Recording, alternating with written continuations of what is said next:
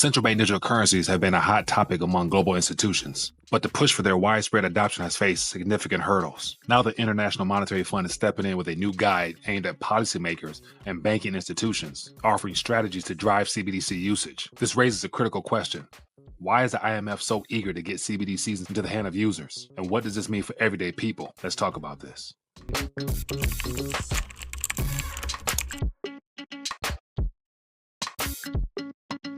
All right, so I want to take a quick minute and share with you some recent updates on the CBDC push that's happening globally that might have fallen under the radar because a report came out this weekend highlighting how CBDCs are not getting the type of recognition and acknowledgement by the potential users, which is concerning to the banking institution. And so they're coming out now with some type of working paper or a user guide on how to encourage and incentivize all parties involved to really begin pushing the narrative for CBDCs. And so like I've always said, it's not a matter of if, it's more so when will they actually hit the users' wallets for being spended. And so as of right now, it looks like there's an immense push by the central banks behind the scenes to make sure that they are ready for whatever they foresee coming, which will require them to have the central bank digital currencies ready to be used by the holders of their assets, which happen to be the fiat currencies. And so as always, if you guys want to see more of these little short takes, definitely make sure you leave a comment down below, hit the bell notification so you'll be notified when I do put these out here. And the most important part is to leave a comment so that I know what your thoughts are about these subject matters here. And of course, these videos will not have the impact that they're meant to have unless you take time to share them with other people. So definitely hit that share button. And if you're new to the channel, subscribe. And I want to welcome you directly to the community myself. So thanks for taking time to check this video out. But I want to jump right in.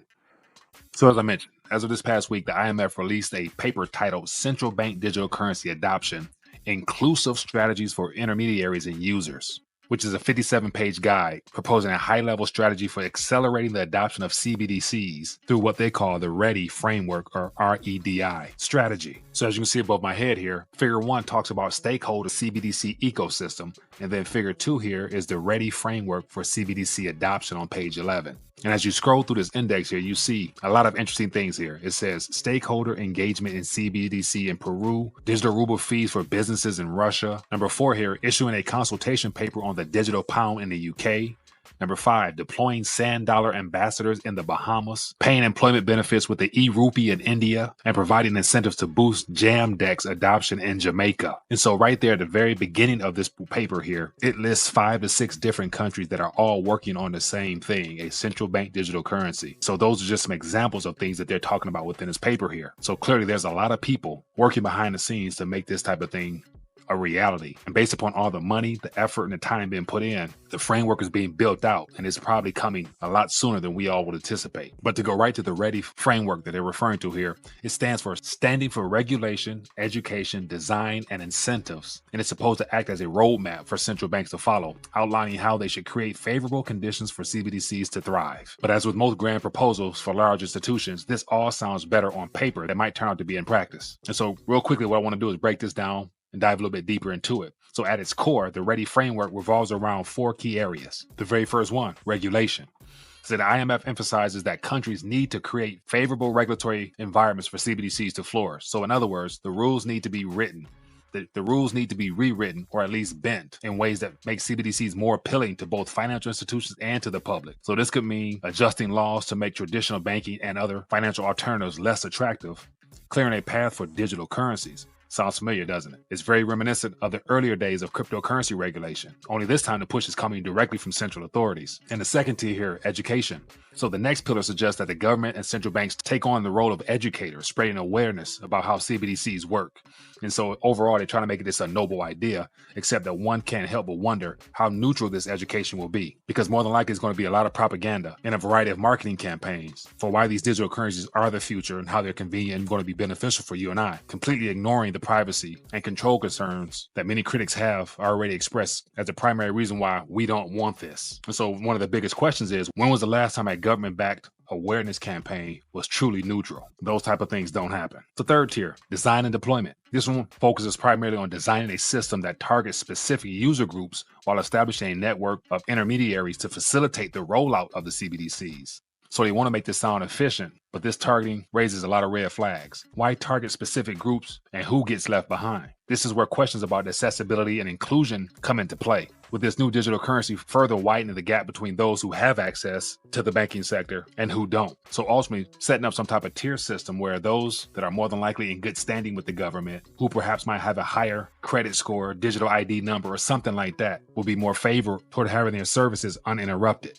And the fourth and last one is incentives. And so ultimately this READY framework pushes for the introduction of financial incentives to get people on board with CBDCs. So think subsidies on setup costs for merchants, lower transaction fees, or even tax breaks in order to get people to participate. And the most enticing one for the average retail user will probably be universal basic income if there was some type of banking event that disrupted the economy operated, where governments will automatically step in after passing legislation and things like that and saying that we need to help the American people, or we need to help whatever country they might be in, people, so that we can help them get back on their feet. And so we're going to issue 1,000, 1,500, or 2,000 EUSD or Liberty and Freedom coin or something that's very patriotic on the surface to get people to buy in. Because ultimately, when something comes crashing down, they're going to come in and try to save the day. And they have to sell it to the people by making it look as if this is something that is necessary or else. And if you think this doesn't happen in real life, there's nations that's using the same type of method right now as I speak. Just this summer, Thailand distributed digital money to 45 million citizens to boost their economy. This was the part of their digital wallet plan that was put in place from their most recent winner of the general elections in their country. It wasn't the CBDC directly, but it's a process that they're using to get ready to roll out the CBDC, however. And so back to this incentives program that they got in place. At first, it might sound like a good idea, but incentives often are short-lived.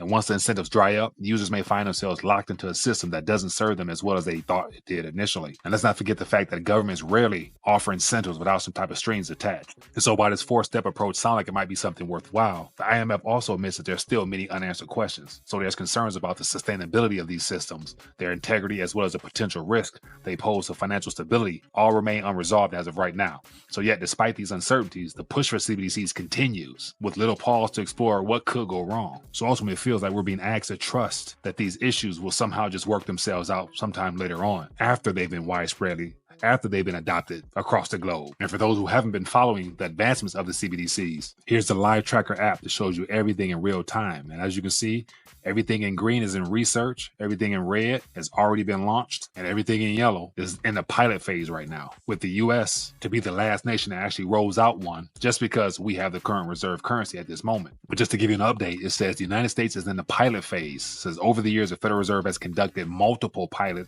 experiments and studies.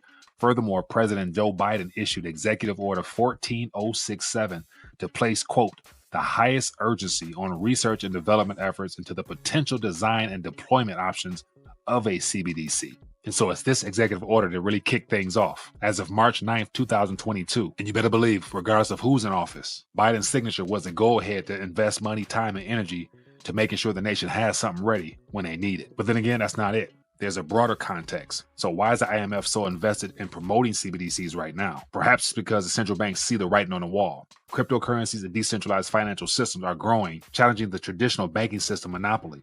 So by promoting CBDCs, central banks can attempt to regain control of the financial system, offering a digital solution that's still centralized and tightly regulated by state entities. But let's not forget that just a month before this paper came out, the IMF was proposing to tax crypto mining electricity usage at a rate that would increase costs by 85%. So what does that mean? Proof of work projects, such as Bitcoin, Litecoin, and all the other proof of work projects, could be under severe threat. Because never forget, the climate agenda is still in play. And even though the ESG movement has been silenced, the same entities that are in bed with the governments could easily turn on a switch, and the ESG movement by Larry Fink and BlackRock could still be back in play. And so this potential threat here of 85% taxes on proof of work mining would literally shut down the mining sector in the US and eventually in other nations as well. So this is a threat that a lot of Bitcoin maxis aren't talking about right now. And like I always say, the government is not your friend. So anytime there's a threat to their rule of law over the masses, they'll squash it quickly.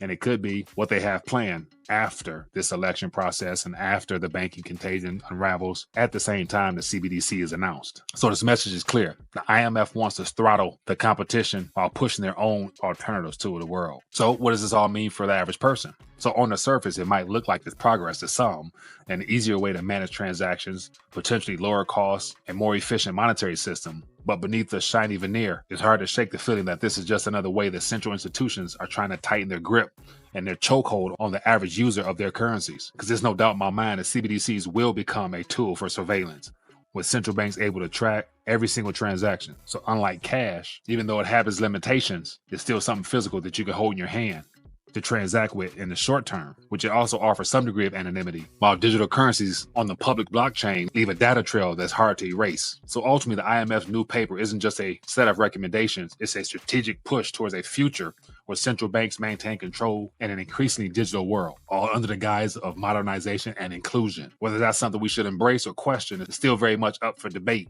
But then again, if you've been following the channel, you know where I stand. I'm not a big proponent of digital currencies as a final option, more so just as something to speculate with. Because at the end of the day, they've made it clear.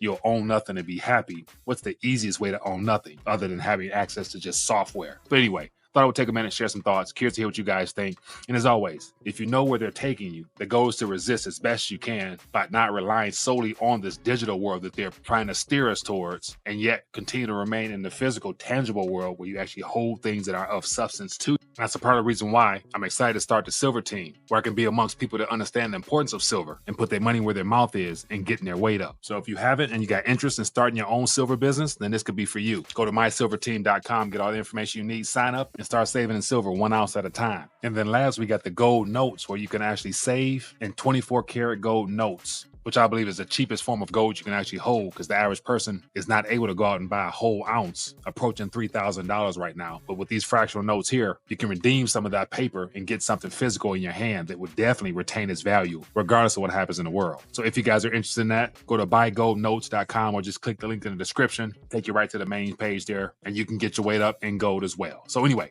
just want to take a minute, share my thoughts, curious to hear what you guys think. If you found value, hit that thumbs up. As always, resources in the description, and I'll catch you guys later. Peace.